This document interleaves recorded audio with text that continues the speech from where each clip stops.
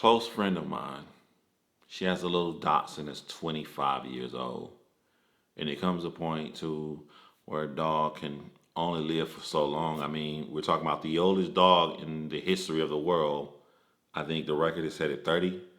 One at 29, one at 30. So 25-year-old dachshund, it was about its time to go. So her best friend is a vet. So she came to her house.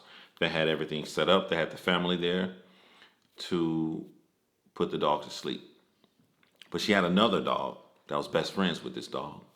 And she provided the greatest, best life she could for the dog. Held the dog in her arms. And as she held the dog in her arms, they put the dog to sleep. And when this happened, the other dog was looking at the dog as it took his last breath. As soon as the dog took his last breath, even though it's around loving, caring people, the other little dog ran away in fear. Let's begin. So people who watch this video are going to be confused because if you come to my channel, you know I do not like talking about Chris Watts. And I would say little things in my lives to show why I don't like talking about Chris Watts. But I never had a place that you can come to see why I don't like talking about Chris Watts. Every time a new big news come up about Chris Watts, when this happens, all of your friends and everybody else talks about it. And I try to find the one good saving grace, the one good decent thing about Chris Watts. So that's what this video will be about. Why I don't like talking about Chris Watts and the one good thing about Chris Watts. So what brings us here is that Chris Watts is saying that he is a born again Christian to his parents and he wants the entire world to know this. The reason Chris Watts so blatantly wants everybody to know that he's a changed person is because he's a narcissistic sociopath. And when you encounter people like this, they have spent their entire lives trying to get people to see them as the actors that they are. They do not know how to be normal people, so they spend their entire life trying to study normal people and act in ways that normal people act. Since they are not, eventually the facade shows itself and you get caught in various ways. Chris Watts got caught because he needed a fresh new way to get a narcissistic supply from someone else, as he was not going to get it from the wife that he had. She was a wonderful person, business savvy, had everything going, and she didn't have that ultimate need that he needed as a narcissist to fill himself. So he saw someone else that he thought that he can get this from. The problem with Chris Watts is America, or the entire world's total fascination with this case. I don't have that infatuation with this case because to me, Chris Watts is a normal killer. He's a normal family killer. He is no different than anybody else, and I'm going to show you why. There was another Chris in 9 years just before that by the name of Chris Coleman. Chris Coleman murdered his wife and his 2 children. He strangled them, his 2 sons. Why? So he can run off and be with his mistress in Florida. Beautiful family. The same as Chris Watts. The case is nothing different. These people need a new supply of someone that they feel that can make them feel special. I'll give you one even more detailed, even more gruesome, because I think I know why you like the Chris Watts case so much. The Sharp family in Australia. A man no longer wants to be with his pregnant wife, hint, and his little 20-month-old daughter. I want you guys to remember that she's only 20 months old. So he takes his bow and arrow one day and he goes to his wife, cocks it back, and shoots a bow and arrow into her head, only she doesn't die. So he loads it again and he shoots her again. She dies. Takes him a couple of days to try to figure out what he's going to do with his wife's body. And in this time, he realizes he has a 20-month-old daughter he needs to get rid of. So he goes and takes the bow and arrow, cocks it back while he thinks his 20-month-old daughter is asleep, shoots her with it. only she doesn't die. Just like her mother didn't die from the first arrow. So he puts another arrow in it and he shoots her again. Only she doesn't die. So he goes and takes the 2 arrows that he killed his wife with, goes back into the room, shoots her a 3rd time. She doesn't die. So then he takes the 4th and final arrow, shoots her, and she dies. Annihilated his entire family, including pregnant wife. You've never heard of this. Why? As a big YouTuber just covered this case. Why haven't you heard about any of these cases? Chris Watts isn't special to me. I know why he's special to you guys. He's special to you guys because when the case first came out, his beautiful wife made these Facebook videos. And this gave you a beginning insight to enter a world many of you haven't entered before. Because a lot of people that watch the Chris Watts case, they don't normally watch true crime. Their introduction to true crime was Chris Watts. So when you see this person, this woman who looks like someone you saw at Kroger, who looks like someone you saw in the library, who looks like someone you see at work or your everyday life, when you see these beautiful family photos for the first time, it intrigues you and you want to know more. And the more you learn about this family who should be pitch perfect, you invest in so many layers. And as you invest in all of these layers, you begin to ask yourself, why couldn't this normal man just have a family? And that was your first mistake. Your first mistake is viewing Chris Watts as a normal man. So, training mixed martial arts, training boxing. And how I would train people to prepare them for a fight is to get them to see someone the correct way. Let's use Floyd Mayweather, for example. Floyd Mayweather, if you think about him, you think of braggadocious guy, laughing, smiling, throwing money in everybody's face.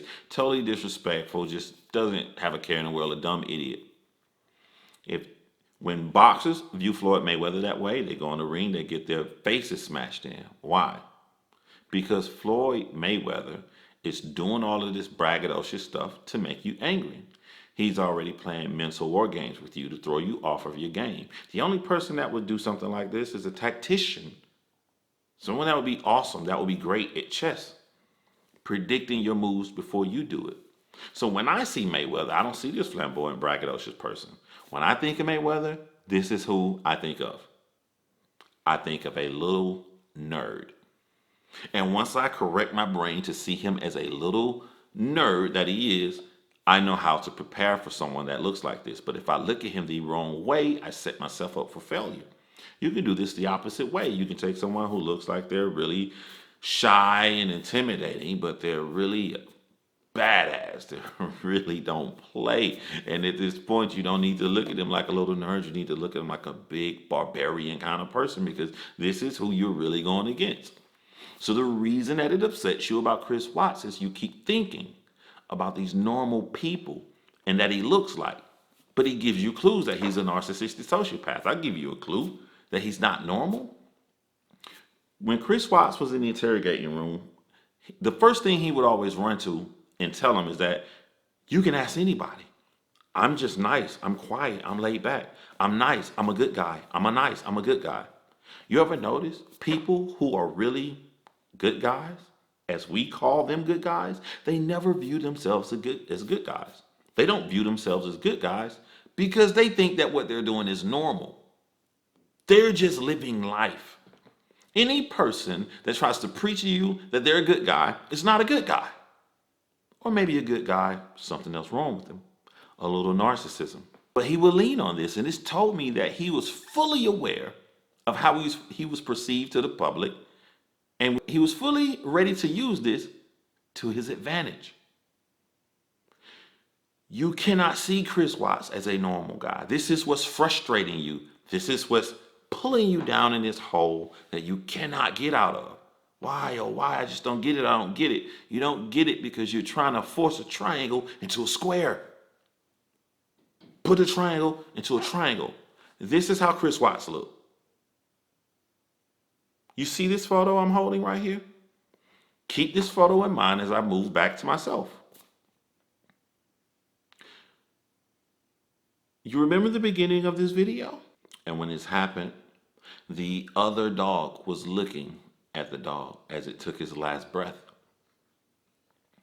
As soon as the dog took his last breath, even though it's around loving, caring people, the other little dog ran away in fear. If a dog can sense danger happening to another dog, that the life was ending, imagine what Bella felt when she saw her father taking his hand and smashing Cece's back of her head into the seat, and he's shaking and he's making this mean, angry face. The true way, the murder look, instead of people just telling you he smothered his daughter. Used all the force he could, and he pressed her head to the back, and he did this. And if a dog could run in another room scared because their friend dog is being killed, imagine the fear that's in Bella. You're no longer confused when you visually see that, but you look at Chris Watts like this. It makes sense now, right? He will never, ever stop coming up with different stories to try to make us believe he's a changed person. Why does he care what we think of him if he has life in prison? He shouldn't care. He doesn't even realize, it haven't occurred to him, that he's going to keep telling his mother and father this, that they keep running to the media because his mom is a narcissistic sociopath herself. He's not going to realize that time is going by. And what I would like for him to tell his mom all this good stuff that he's done. And his mom look back at him and say, it's okay, son. We know you're a good person. And he says, I want everybody else to know, they're not talking about you, Chris. They're not talking about you. You're fine, Chris. Everybody's moved on. You okay? That's what I would like to happen. What's so special about Chris Watts that we have to keep talking about everything he does? Every new crazy person that goes to try to see him. What's so special about Chris Watts? There's nothing special about him. There have been many men who have idiotically killed and wiped off their entire family, and there are going to be many others in the future.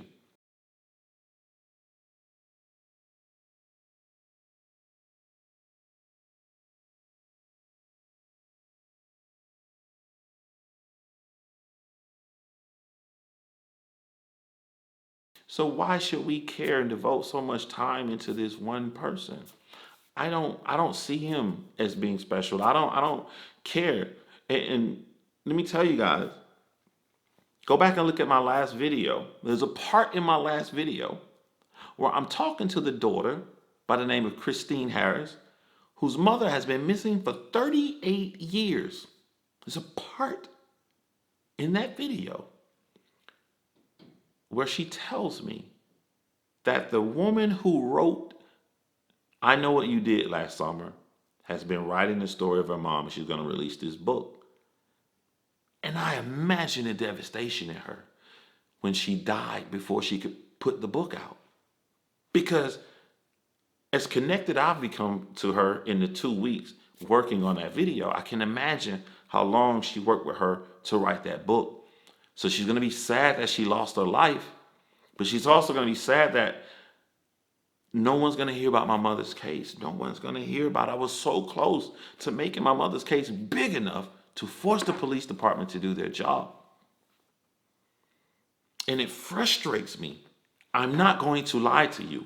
It literally frustrates me to see people go through this amount of pain and see unsolved murders when I wake up and see every day everybody obsessed over this one guy, this one case.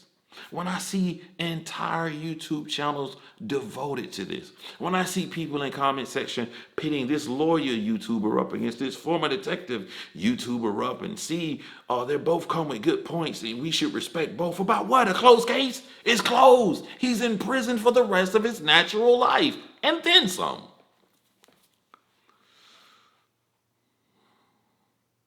People can do whatever they want to do. I'm nobody's father. Do whatever you like to do. But I'm telling you about me and my brain and what frustrates me.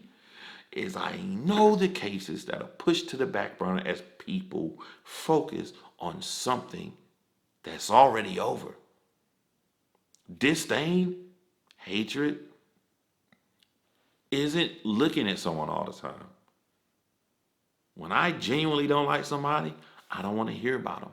I don't want to be around them. I don't take that over there. And that's how I feel about Chris Watts or any person that murders their entire family. So what is the one good thing about Chris Watts? As the title of the video shows. The one good thing about Chris Watts is that you guys do care. You guys do care about him that much. Is that you guys are watching me right now because I put the name Chris Watts in the title. His name is the biggest reference to pull you here. And I only ask, I beg for people like Christine, for the multiple cases covered by big-time true crime YouTubers of missing persons, unsolved crimes. I ask that while you hear, you look in the description of the video and you click on one of these links to one of those cases and you learn about that as you learn about Chris Watts, and you devote this time and you put this energy to it so we can give this the proper promotion it needs so we can try to help solve these cases. Ladies and gentlemen, I present to you videos and missing persons that's all been covered by YouTubers since you heard about Chris Watts. Don't kill, make a sandwich.